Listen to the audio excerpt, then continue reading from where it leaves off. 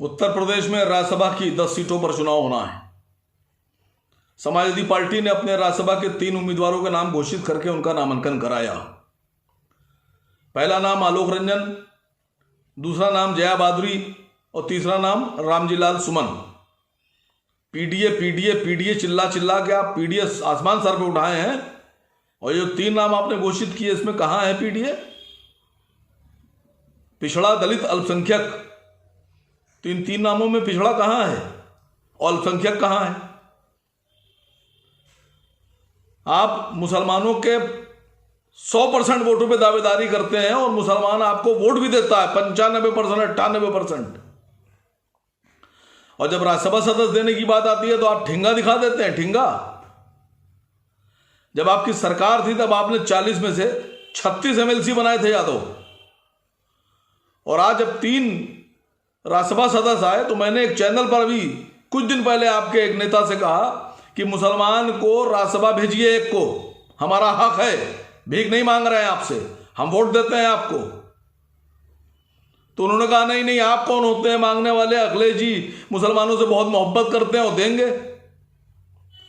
कहां है, कहां दे रहे हैं आप? आपने 2 सीटें दे दी चित्रांश को, आलोक रंजन जी को और इनकलाब श्रीवास्तव साहब की पत्नी को, यानी अमिताभ बच्चन साहब की पत्नी को। 2 सीटें आपने 3 में से दे दी चित्रांश को। वो चित्रांश जो आपको वोट ही नहीं देता है, वो चित्रांश जिसका सारा का सारा वोट बीजेपी में जाता है। 70% का आपने उनको इसमें हिस्सा दे दिया 3 सीट में। मुसलमान का पूरा वोट लेने के बाद आपने मुसलमान को क्या दिया? मैं मुसलमान नेताओं से समाजवादी पार्टी के सवाल पूछ रहा हूं, खामोश क्यों हैं आप लोग? आपकी दिलेरी कहां चली गई कि आप गुलामों की तरह से हाथ बांधे अपने नेता के सामने सर झुकाए खड़े हैं?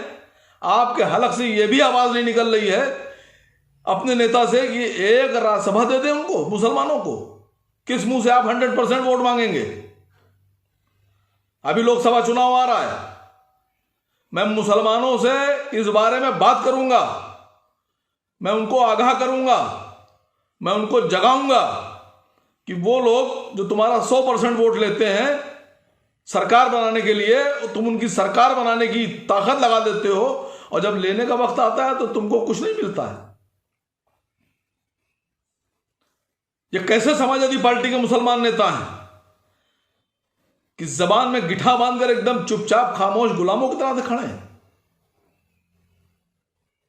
मैं लड़ाई लड़ूंगा मुसलमानों की, और आपको जवाब देना होगा कि कौन से पीडीए की बात कर रहे हैं आप।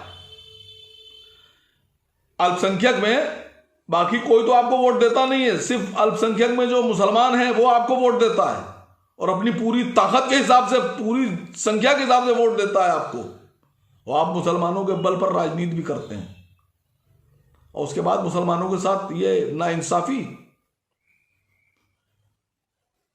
मैं उन तमाम समाजवादी पार्टी के मुसलमानों से कह रहा हूं, उठो, खड़े हो, आवाज उठाओ, लड़ो।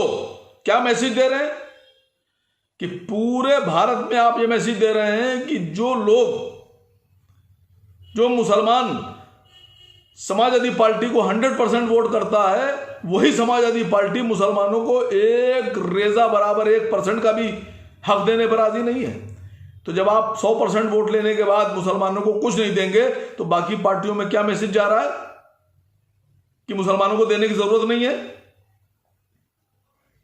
आप चाहे मुझे कितनी गाली बकलें, मैं लड़ूंगा, मैं बोलूंगा, मैं खड़ा हूंगा, क्योंकि मैं बोल रहा हूं, क्योंकि मैं जिंदा हूं। ये दुनिया किसी मुर्दे की कहानी नहीं सुनती। मैं आप लोगों से भी कह रहा हूं, मुसलमान नेताओं, समाजवादी पार्टी के नेताओं, जिंदा की तरह से बर्ताव कीजिए और अपनी आवाज उठाइए।